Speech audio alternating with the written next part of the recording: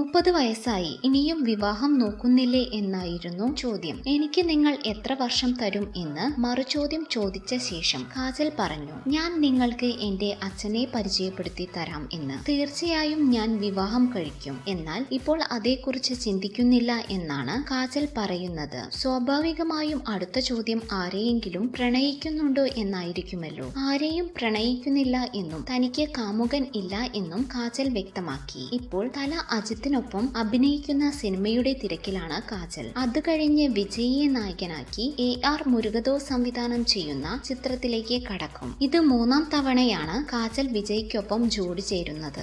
കൂടുതൽ സിനിമാ വാർത്തകൾക്കും വിശേഷങ്ങൾക്കും ഇപ്പോൾ തന്നെ സബ്സ്ക്രൈബ് ചെയ്യൂ മലയാളം ക്രിയേഷൻസ്.